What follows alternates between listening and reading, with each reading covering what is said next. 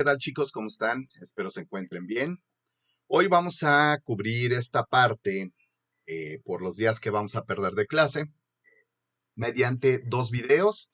El primero va a ser un ejercicio donde vamos a tratar una variable cualitativa y vamos a ver cómo organizar y presentar datos. Entonces, bueno, les presento rápidamente. ¿Cómo tratar una variable cualitativa? Hemos hecho ya ejercicios de cómo diferenciar variables cualitativas y cuantitativas en el salón. Establezco mi marco de referencia, como les había dicho previamente. Necesitamos establecer un marco de referencia para llevar a cabo nuestras investigaciones.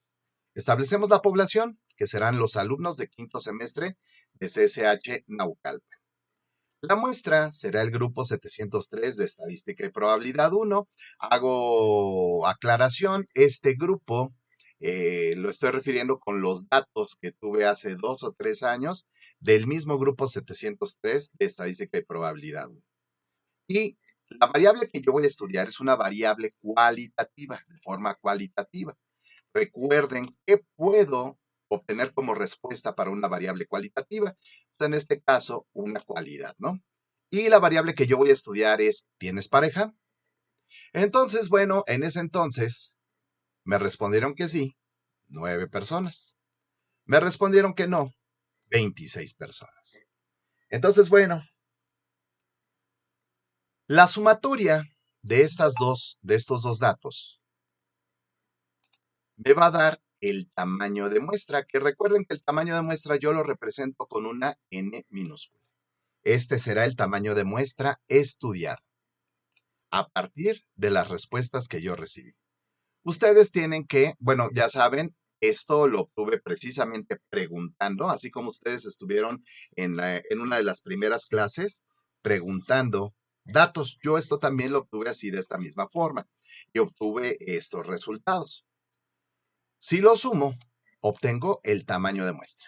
Y recuerden, ustedes siempre deben de verificar que los datos que tengan siempre coincidan con el tamaño de la muestra. Ya lo veremos la siguiente semana en el salón para ver si coinciden o no, cómo a ver que coincidan los datos del tamaño de muestra y los que yo obtengo.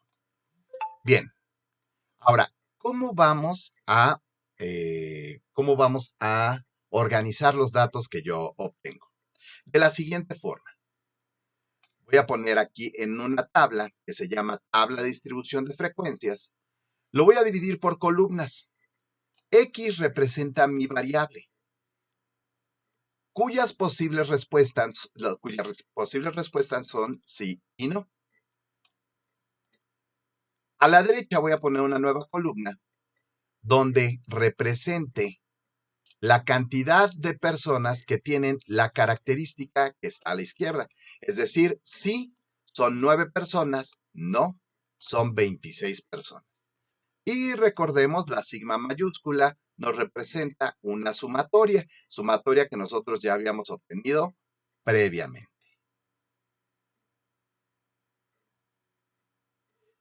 Esta F le vamos a llamar frecuencia absoluta. Es precisamente nos indica la cantidad de casos con una característica especial que yo esté buscando. En este caso, las características de sí, bueno, las personas que tienen la característica de sí son 9 y las personas que tienen la característica de no son 26. A la derecha pondremos una nueva frecuencia. Recuerden que esta tabla se llama tabla de distribución de frecuencias. Entonces, esta frecuencia se va a llamar frecuencia relativa. Esta frecuencia relativa me presenta en forma de proporción la cantidad de miembros que presentan una cierta característica. Entonces, por ejemplo, ¿cómo la obtengo? La frecuencia relativa va a ser igual a la frecuencia sobre el tamaño de muestra, F sobre N. De tal manera que para obtener la frecuencia relativa de sí, voy a tener que dividir este número 9 sobre el tamaño de muestra. Lo vemos rápidamente en la calculadora.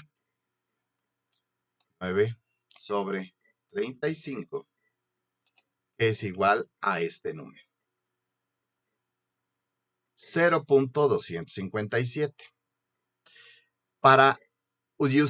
Ustedes observan que en la tabla aparece el número 0.26. Bien, lo que pasa es que en la frecuencia relativa siempre vamos a manejar dos cifras después del punto decimal. Esto ya se va a aplicar para toda esta unidad, bueno, y en general para casi todo el curso de estadística, salvo las unidades 2 y 3 de estadística 2. Si ustedes observan, el valor es 0.2571, el que nosotros obtenemos en la calculadora. ¿Por qué llegamos a este valor de 0.26? Bueno, les invito a que vean el documento de cómo cerrar cifras a dos decimales después del punto decimal. Pero, ya que lo vieron, o ya que lo hayan visto, si quieres puedes pausar el video, obsérvalo y vas a observar lo siguiente. El valor milesimal en este caso es 7. El valor milesimal es 7. Razón por la cual sumaremos un valor o una unidad más al valor centesimal, que es 5.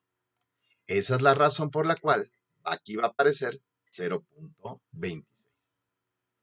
Observamos, para la característica no, que yo tengo 26 elementos. Voy a calcular la frecuencia relativa. Entonces vamos a ver, 26. Vamos a poner en cero la calculadora.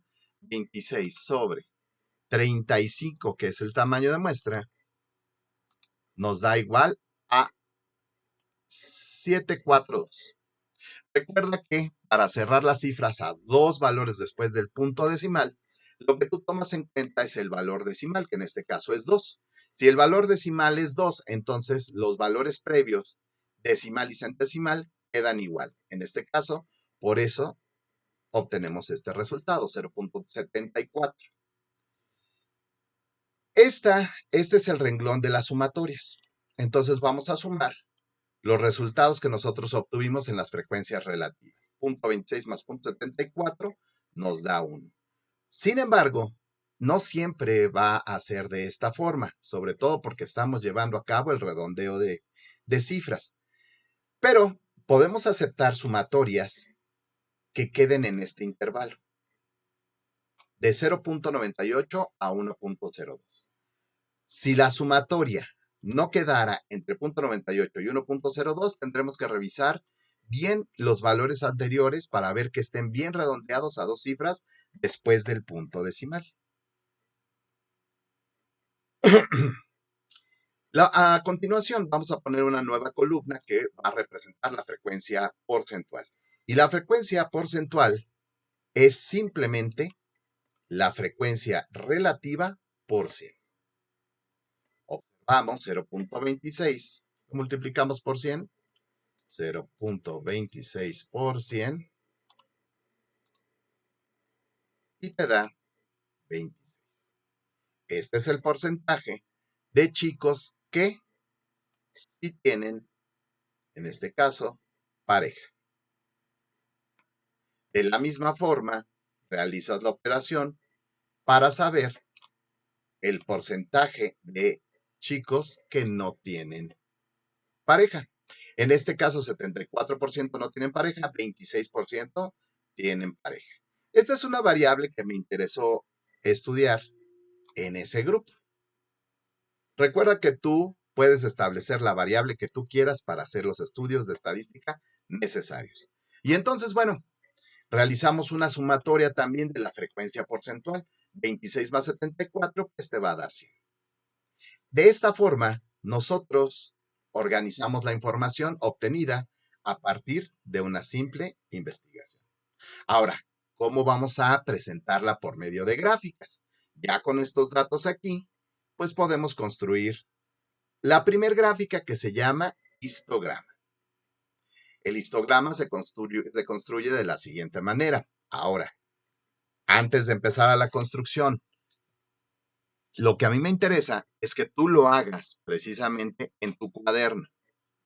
Recuerda que cuando nosotros evaluemos, no vamos a evaluar qué también lo sabes hacer en en los medios electrónicos, sino que también lo sabes hacer en tu cuaderno. Entonces, el histograma se construye en en el cuadrante positivo del plano cartesiano. Siempre en el eje X, yo voy a hacer referencia a la variable. En este caso, la variable es tienes pareja, como lo vemos aquí nuevamente.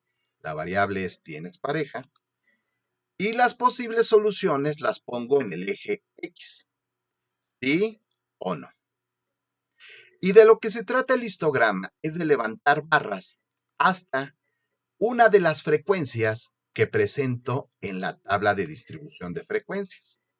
Es decir, el histograma en el eje de las ordenadas puede ir construido con la frecuencia relativa, con la frecuencia porcentual o la frecuencia absoluta. Tú eliges cuál frecuencia. En este caso yo elegí la frecuencia relativa. Y entonces observamos, para sí, la frecuencia relativa es 0.26. Entonces, bueno, yo levanto una barra hasta 0.26. Y no, recuerda que es 0.74. A partir de no, levanto una barra hasta 0.74.